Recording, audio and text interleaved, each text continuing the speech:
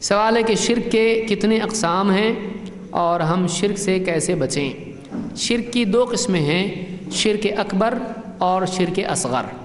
شرک اکبر کیا ہے؟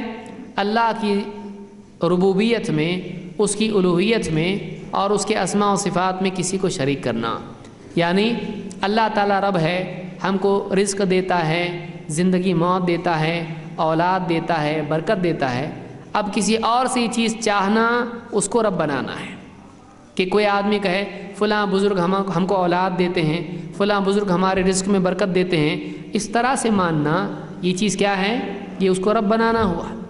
اسی طرح سے اللہ تعالیٰ ہمارا معبود ہے، الہ ہے، اس اللہ کو ہم سجدہ کرتے ہیں، اللہ کے سے ہم دعا کرتے ہیں، ساری عبادتیں ہم اللہ کے لیے کرتے ہیں۔ اب اگر کوئی آدمی کسی اور کو سجدہ کرے، قبر پر جا کر سجدہ کرے اور اللہ کے سوا بزرگوں کو پکارے، دعا کرے، ان سے مانگے، تو اس نے ان کو اللہ کے ساتھ شریک کر دیا۔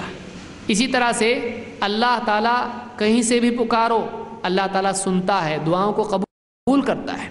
اب اگر ایک آدمی یہ عقیدہ رکھے کہ شیخ عبد القادر جیلانی رحمۃ اللہ علیہ کہیں سے بھی پکارو وہ سنتے ہیں، تو یہ آدمی اللہ کی طرح ان کو مان رہا ہے کہ اللہ کو بھی کہیں سے پکارو اللہ سنتا ہے۔ تو یہ بھی کیا مان رہا ہے؟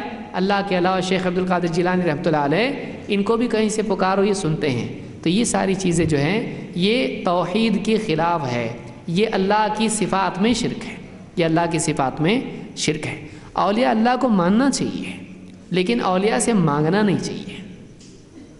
ہم کیا کہتے ہیں؟ اولیاء کو مت مانو، ہم کہتے ہیں اولیاء کو مانو، ان کا احترام کرو، ان کی عزت کرو، ان کے لیے اللہ سے اور دعا کرو کہ اللہ ان کے مقام کو اور بڑھا، ان کی قبروں کو نور سے بھر دے۔ یہ ساری چیزیں اپنی جگہ ٹھیک ہیں، لیکن اولیاء کو اللہ کے برابر نہیں کر سکتے ہیں۔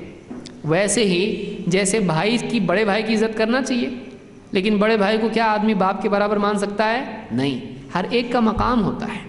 جب رشتہ داروں میں ایسا ہوتا ہے، بندوں میں ایسا ہوتا ہے، تو بندوں کو اللہ کے برابر کیسے کر سکتے ہیں؟